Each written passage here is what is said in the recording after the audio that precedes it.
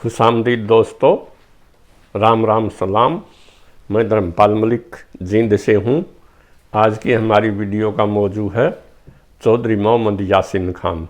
वो मेवात के एक बहुत बड़े नेता थे और उनको बाबाए कौम और रहबरे कौम भी कहा जाता है। उन्होंने अपना सारा जीवन अपनी कौम के लिए, अपने देश के लिए, वतन के लिए लगा दिया।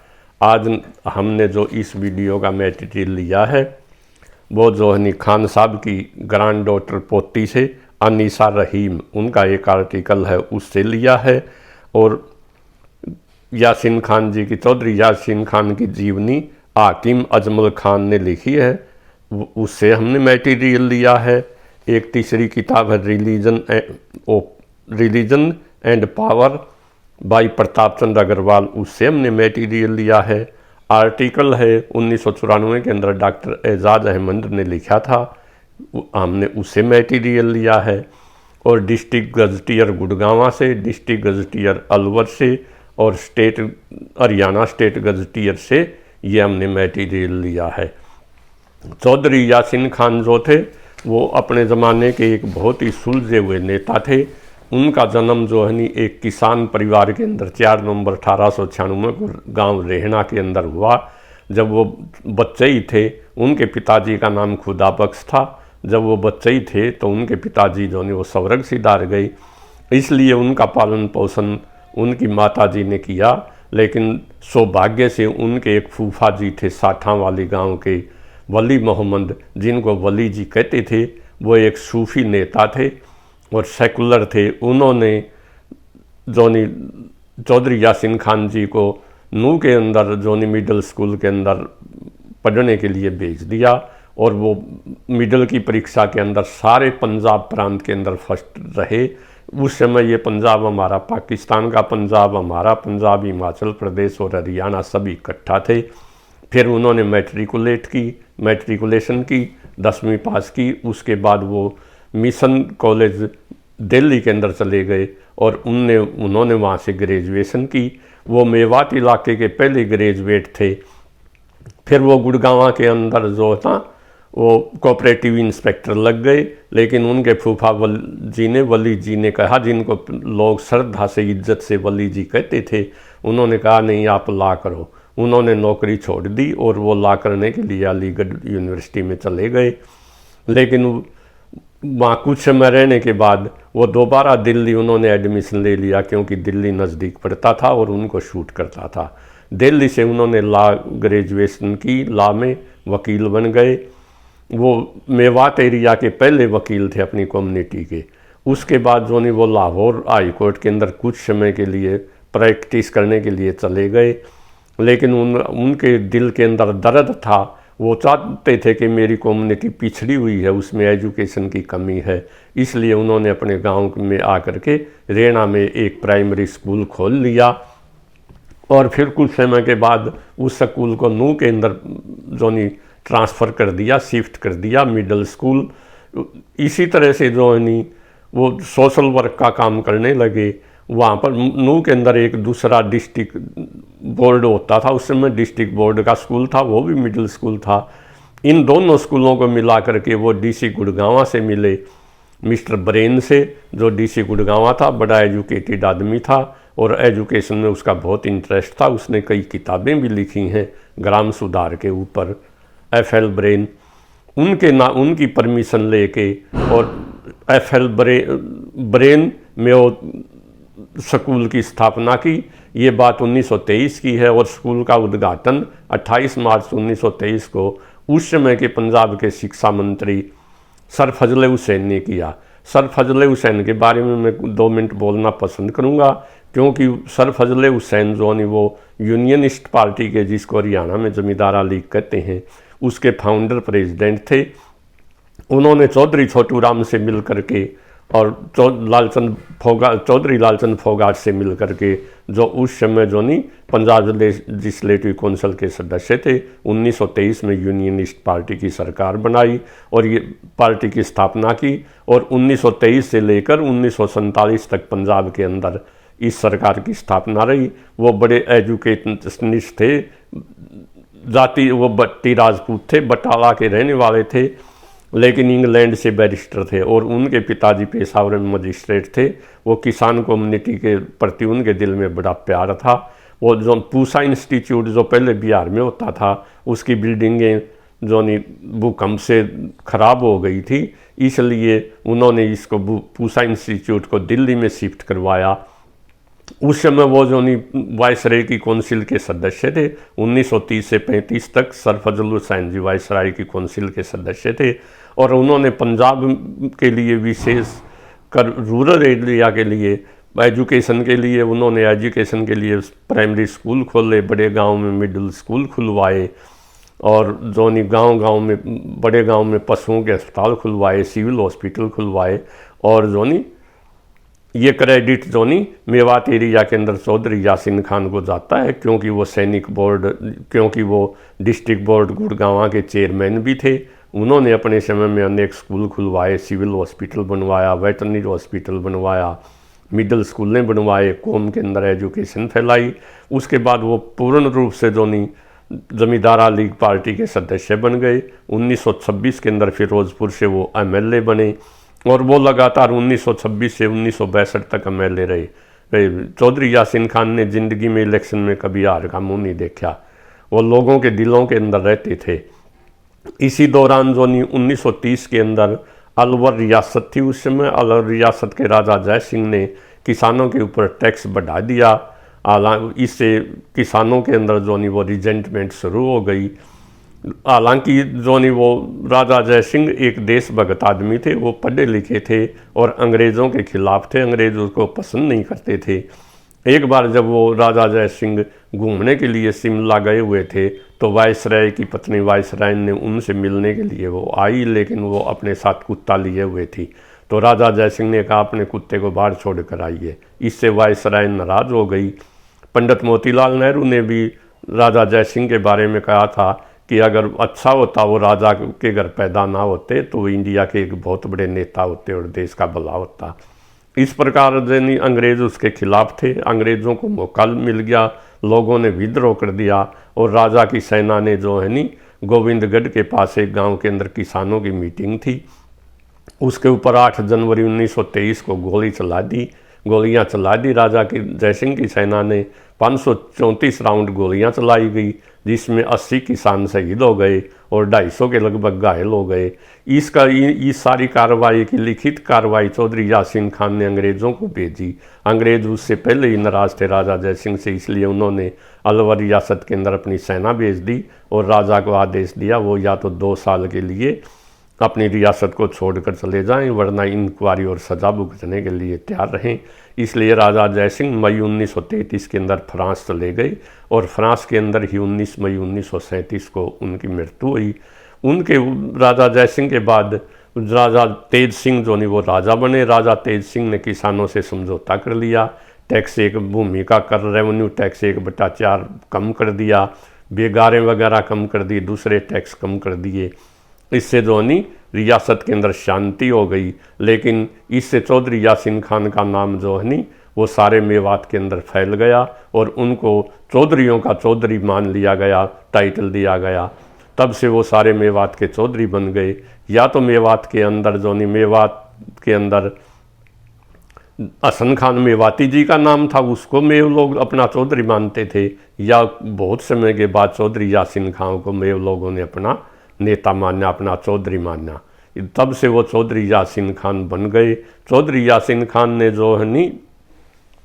किसानों के लिए बहुत काम किया। वो किसानों में एजुकेशन फैलाई। चौधरी छोटू राम के वो पक्के सपोर्टर थे। चौधरी छोटू राम कहा करते थे only education can change the fate of the people. लोगों का भाग्य केवल शिक्षा ही, पढ़ाई ही बदल सकती है। इसी प्रकार से बाबा अम्बेडकर जी भी कहा करते थे कि अपने कौम के लोगों को शिक्षा दिया करते थे, पढ़ो और ऑर्गेनाइज और संगठित रहो, संगठन बनाओ।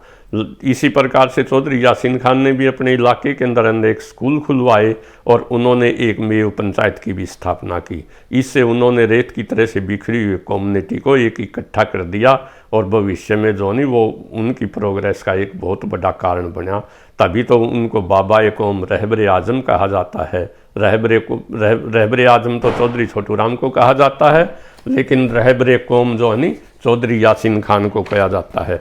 चौधरी यासीन खान जो है नी उन्होंने किसानों के लिए अनेक भलाई के काम किए और ये यूनियनिस्ट पार्टी एक सेकुलर पार्टी थी। वो जो है नी सभी धर्मों का आदर करती थी और सभी धर्मों के मंत्री यूनियनिस्ट पार्टी की सरकार के अंदर थे। लेकिन बड़े दुर्भाग्य से हमारे नेता जो कि हम किसान कम्युनिटी के आदमी हैं, हमारी यूनियनिस्ट पार्टी के नेता सर फजले हुसैन का जो 9 जुलाई 1936 को स्वर्ग सिधारा गए 59 वर्ष की आयु के अंदर। फिर चौधरी सिकंदर आयात खान जो पंजाब के चीफ मिनिस्टर थे उनको उसमें प्रीमियर प्रधानमंत्री कहा जाता था। 25 दिसंबर 1942 को वो भी स्वर्ग सिधार गए। उसके बाद 9 जनवरी 1945 को चौधरी छोटू राम स्वर्ग सिधार गए। तो हमारे तीनों नेता एक एक करके चले गए, जबकि ये तीनों उम्र में जिन्ना साहब से छोटे थे। यार 91 के अंदर एक कहावत है, सिंह रहे ना सांड गादड़ गए हांड। अगर शेर और सांड तो रहे नहीं, इसलिए गादड़ों की चौधर हो गई और मुस्लिम लीग को पंजाब के अंदर अपना पांव जमाने का मौका मिल गया और इसलिए देश का पार्टीशन हुआ। अगर ये हमारे नेता जीवित होते या चौधरी यासीन खान का साथ देने वाले होते जो उनके ऊपर एक छतर की तरह से उनका हाथ था, तो हमारा जो है नी देश का बंटवारा नहीं होता और ये देश एक सेकुलर देश होता। चौधरी यासीन खान जो है नी उन्होंने फिर पार्टीशन हुआ, लोगों को यहाँ से जाना पड़ा।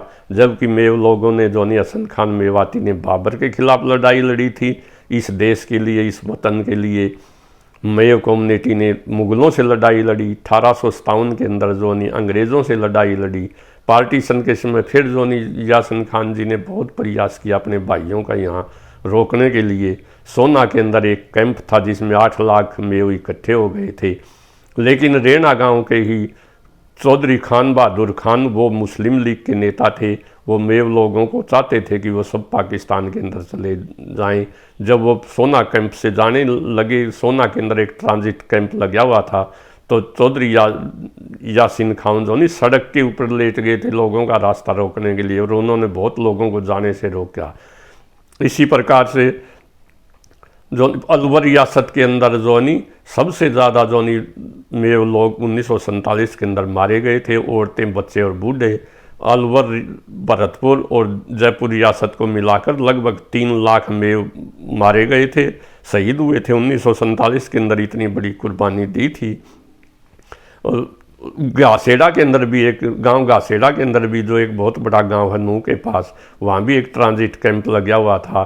तो इस कैंप के अंदर जो है नी चौधरी यासीन खान महात्मा गांधी को, मौलाना आज़ाद को, गोपी चंद भार्गव को जो उस समय के पंजाब के चीफ मिनिस्टर थे, और भीमसेन सच्चर को जो बाद में पंजाब के चीफ मिनिस्टर बने, सबको लाए थे। इस समय पर महात्मा गांधी जी ने कहा था मेव को जो नहीं मेव भारत की रीढ़ की हड्डी हैं।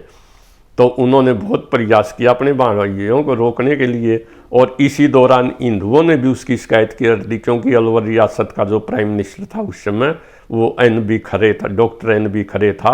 वो RSS का आदमी था और हिंदू महासभा का जो नहीं वो एक्स प्रेसिडेंट था, और कि ये जो नहीं हमें हिंदुओं को तंग करता है। इसी प्रकार खान बहादुर खान ने, मुस्लिम लीग वालों ने भी जो नहीं शिकायत कर दी चौधरी यासीन खान की कि ये दंगा भड़काता और मैं पाकिस्तान नहीं जाने देता। जबकि कांग्रेस के भी कुछ नेता ये चाहते थे कि मेव लोग यहाँ से चले जाएं, क्योंकि दिल्ली के पास मुसलमानों का मेजॉरिटी में रहना ठीक नहीं है।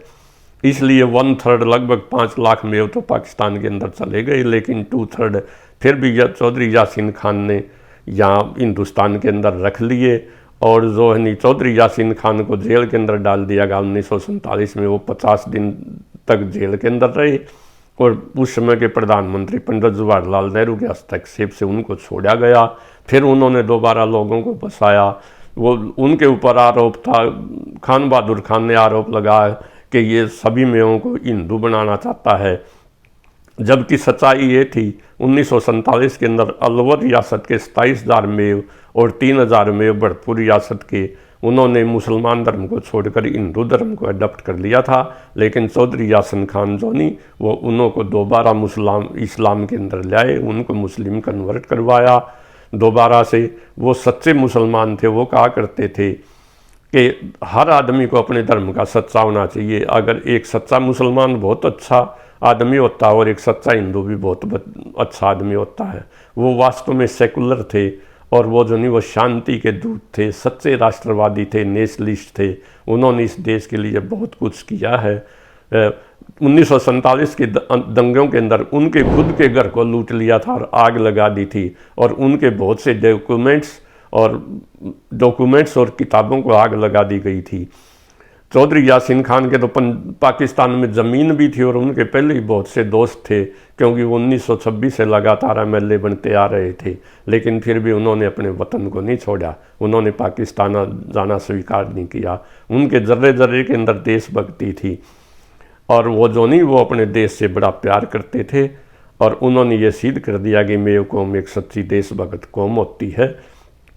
1947 में उन्होंने जो नहीं कांग्रेस को ज्वाइन कर लिया। 1952 में वो चुनाव हुए तो वो कांग्रेस से फिरोजपुर जिरका से MLA बने। लेकिन नोट करने वाली बात है वो एकमात्र ऐसे MLA थे उस ज़माने में जब वो सर्वसम्मति से MLA बने थे, ये उनकी रिकॉर्ड। लेकिन 1957 में बहन सुमित्रा बाई जी जो कि राव बलबीर सिंह की लड़की थी, वो भी सर्वसम्मति से रिवाड़ी से कांग्रेस की टिकट पर MLA बनी थी।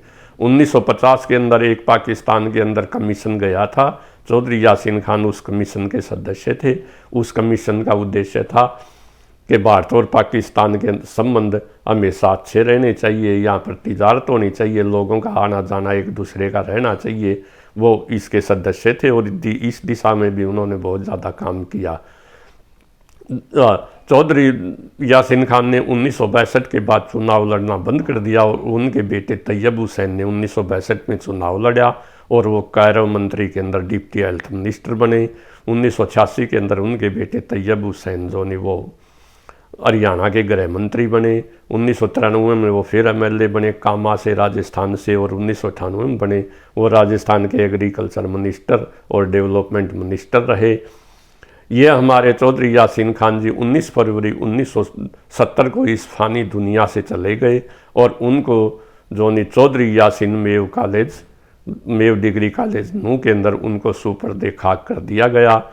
30 मार्च 1970 को उनकी श्रद्धांजलि देने के लिए उनकी 13वीं पर नूह के अंदर 1 लाख लोग इकट्ठे हुए थे, जिसमें हिंदू, मुस्लिम, सिख, ईसाई सभी मेवाती थे और पाकिस्तान तक से लोग आए थे और सभी लोगों की आंखों में आंसू थे। इसी प्रकार चौधरी तैयब हुसैन के लड़के जाकिर हुसैन भी 3 बार MLA रहे हैं। तैयब हुसैन जी की बेटी जाहिदा खान जो है नी वो भी कामा सीट से राजस्थान से 2008 में MLA बनी, 2018 में MLA बनी और आजकल वो 2018 से 2023 तक राजस्थान के अंदर मंत्री हैं। चौधरी यासिन खान सच्चे दिल से सही अर्थों में एक राष्ट्रवादी थे, वो शांति के दूत थे और आज देश को सेकुलर आदमियों की ज़रूरत है। दोबारा हिंदू और मुस्लिम एकता की ज़रूरत है, तभी ये देश आगे बढ़ेगा। भाइयों, सभी धर्म बराबर होते हैं। आप कुरान शरीफ को पढ़ो और बाइबल को पढ़ो, गीता को पढ़ो। किसी के अंदर जो नहीं चोरी करना, ठगी करना, झूठ बोलना, कत्ल करना, एक दूसरे का किसी दूसरे का एक्सप्लॉयटेशन करना, ये बिल्कुल जो नहीं नाजायज़ ठहराया गया है। आज भी मेवात के अंदर जब 1933 के अंदर एक मिरासी ने दोहा कहा था कि जब जयपुर के राजा जय सिंह को एग्जाइल में भेजा गया तो दोहा कहा था, राजा से रानी कहे तू रहना को जाइयो, वहाँ पे यासिन मिले वाके पाँव पड़ जाइयो, कि आप जो नहीं इससे वनवास से बच जाओगे, आपके राज्य रह जाएगा, आप जो नहीं उसके पाँव पकड़ लो या चौधरी यासिन खान के। तो ऐसा उनकी प्रसिद्धि थी। लेकिन वो एक दिन सबको जाना है, चौधरी यासिन खान भी इस दुनिया से चले गए। लेकिन एक संस्कृत के अंदर एक श्लोक है, परिवर्तिनी संसारे मृतक कौन जायते स जातो येन जाते निजाति वंश मुंतिम। इस परिवर्तनशील संसार में कौन पैदा नहीं होता और कौन नहीं मरता है, लेकिन उसी का जन्म सार्थक है जिसके पैदा होने से अपनी कौम को, इस मानव जाति का भला होता है। वो वास्तव में जो मानव जाति का भले के लिए इस दुनिया में आए थे और इसकी भलाई करते हुए ही उनका एक सिद्धांत था, नेकी कर दरिया में डाल। वो भलाई करके भी किसी पर एहसान नहीं मनाते थे। वो वास्तव में एक संत टाइप आदमी थे और उनके ऊपर कभी भी किसी भी प्रकार का आरोप नहीं लगा। उनकी किसी भी प्रकार की इंटीग्रिटी डाउटफुल नहीं थी। वो सच्चे अर्थों में एक सच्चे इंडियन थे, ट्रू इंडियन थे, सच्चे देशभगत थे और सच्चे जोनी पीस ब्रोकर थे, शांति के दूत थे। जय हिंद, जय हरियाणा, जय हरियाणवी। भाइयों, अगर ये इस वीडियो पसंद आए तो इसे शेयर करना और मेरे चैनल को सब्सक्राइब करना। Thank you.